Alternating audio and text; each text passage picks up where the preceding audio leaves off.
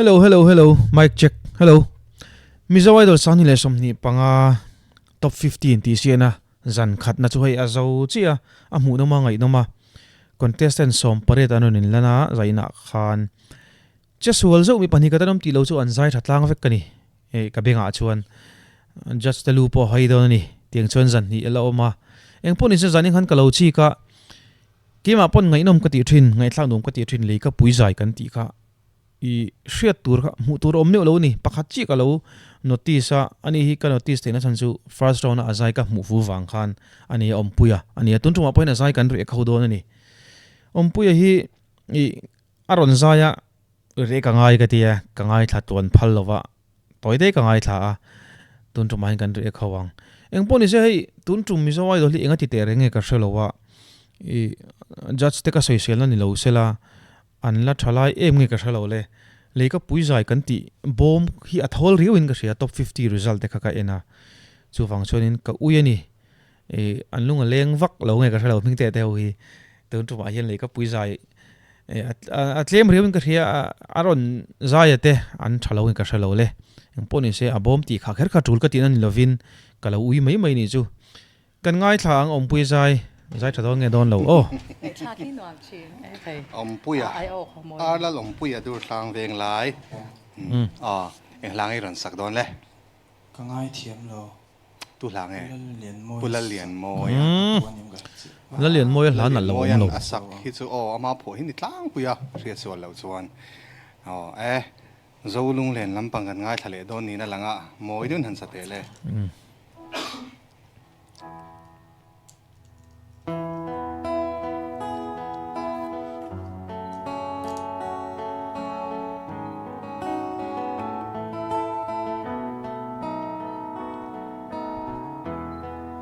Ipalang mo lungrun Rai ra ka chantok hi loksin nu ho an du don mo nu ho no thoi te pon nianga mo an du don atlana don ti hi karin dan sa ni around sanga thlen phei chon mo chantok hi min don pui ve chila yes kamangai na zong ne itana in pe hi I hai der no bonan em kei zong kangai thiam lo I don lung ruk reng hi bia thu di lan lain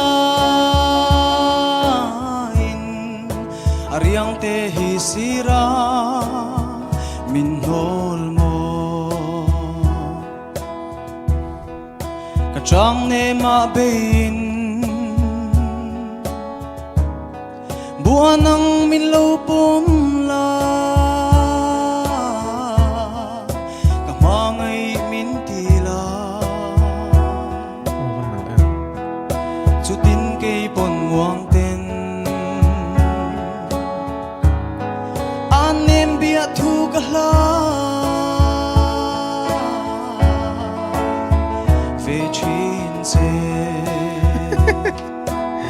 loksen ka soi cha gu to ka e asang la ya khan asang lai ze la khan aw kha awan moi takati ngai no be ngoi ka soyang khan nu ho wat na le do ni eng po ni sela zaina hianin boruak azan khan ate ni vain ka thelo stage sang to nge e an tang lo mani om pu po hiron tang ul lo in ka ria nget lo deu ting lo deu kha tum ni tum kha omin ka ria amaro chu asang a khan moi takani rangat kei zong ka ngai thiam lo I don lung ruk reng hi bia thu di lan lain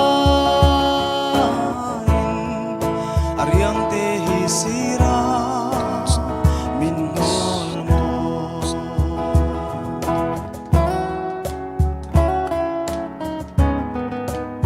Yes.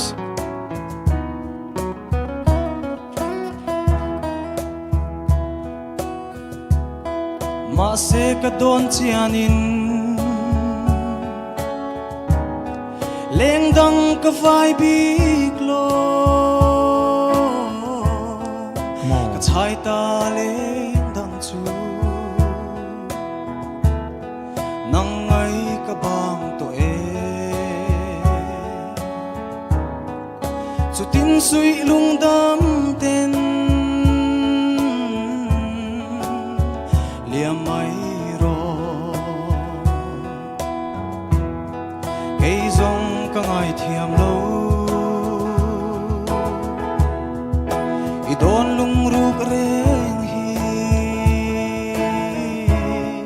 bia thu di lan la ariang te hi sira min hol mo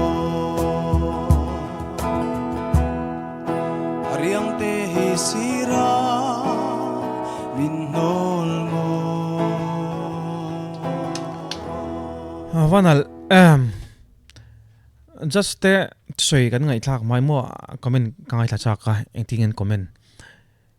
live show ai intisian reng reng an stage sang tel tel kan ria comedian sarchan soi thi nang deuh lekin in ham tang trok trok fiam thu anti sin khamo comedian sarcha po khating no lek khan ting trok trok thei tura ti bek bek khi a har view nga as khami a set tak kha chu maro chu apui mo ve ka ti a chan chu an thlo sa nu tuk chuan entinan audition round an thlo sa nu tuk khan mi pui enge ni mi pui te jat sa po besena lo sang ta pressure an mania omna sa chu chuanin heta an lo che that to na zuan khum le thlo khum le tur khan tranan lak angai na sa thina chuwang chuanin khati ni lova tian round na sang tel tela ma enge ni che tha tel tel ang chi kha I khatiang kha apoi mo ve ni chuwang chan ompui po hi za ina ron zai kha tin trok trok na ni chung ge chu tha ka ti renga around dot le alo tling ani chuanin hei aya tha mo ka ti khan ama kha in khum chho zel se te ka lo ti ve mai mai ni chu eng po ni sela ka soyang khan abo ma thola chan sana in ka ria just telling en soi ngai thave rim rim te a lo me puya hi o hi nangma hian kan soi cha ka chu izai hi anung katia lo feel vong vong ol chi te hi ni in ka ria ti tak zet hian isa thina chuanin zanin biga hi chuan ama cha khatle mitluk lo dewem o ka lo tia atling lo deu neu te kha om ve nuala ma chuan hei ila sak ang chi hi thil pakhata chuan tuna chuan studio a in lo zai ta stage liana ti tak tak huna hen tran ngai deu mai hi nia hei hla engting en yang hla o control vak ngai na chi heti ang chi a te chuan oven te hi tlemin alo ol sam jok thina hladam dewa hian o hi aven char hi ngai thina ni ti sual pal vakal pel deu pal mo pressure va pek vak dona thei chuan si lo ang chi ang hla kha iron sa chuta chuanin izai chelawa izai thapa ngai viaw nang ma hian olung leng teu ang chi hei tinge feel veng thei ang chi kha inei shima kha ma son zel na tan mangla ti kha kan du le thawani khalai te kha kan soi le du chu kalome adi khop mai sina po khan hei athuk top zela khan e ven char char ngai ti mingten non soi khalor lang choing ka ria han tling lo deu ang chi kha mot tumni ka ta om ka ti kha ati ra ka soyang khan ania e o control ngai lu tuk lo hla ai chon heti ang chi a hianin in ven ngai ti kha thil dik tak ni in ka ria zawi nge soi don mai thang kan sai nge puya nya ama ang thawi ni omoi ngai hani I o chumoi viawin ka sha a sa han moi huanga chuanin champion pui thewa wa tur o inei tha in ka sha a chuti royal chuanin zani na chuan nia ka du thu le ka be se lo sang deuh nge ni ka tia I phawak lawa I zaya shim shim khan I chuti ral chuan ka fak du tho chea I enge nyang chhum bung lo lut tu ka he han thluk ngai legat to zai kan ti ang deuh chi anga khanin I tha a nakina stage sang zo ka enge an don chu ka shethiam chia lawa chu tu na ma heta studio tlem te kan lo om ta tv nen ni e za om ringa lom thawana ma se chunga chuan in ven ngai kha mingte pon ashil che a kha kha itling zel ni pon ni lo pon kha kha chu ima son tur ani a lo lu thiam la itan hlok na ani don chiang ti han sei du ni comment thale mai cái puya cái chuyện thế anh lâu takin zanin suy sai ngày nom cái lâu tivi à yêu hi nè ozam izaya dam kan tiang chi kha nang ma te hian oma soi tam to lo nga ni thil perfect chu ni mi la wai zai kha in siam than ngai ngai na lai len thada ngai in thada lo ngai na lai tam tak chu ne ya aba ro se ti hian tom nan kan soi nge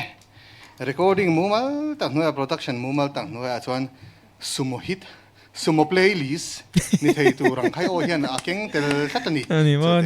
an sai tel ve khai angai that thak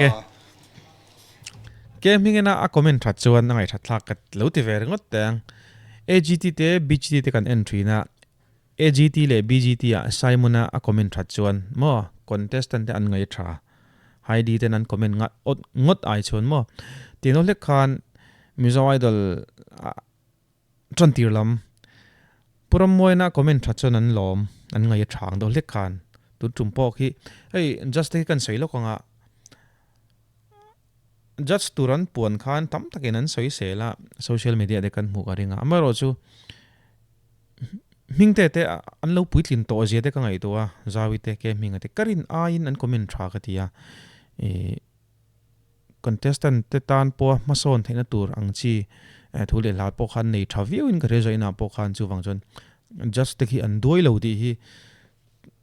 zan in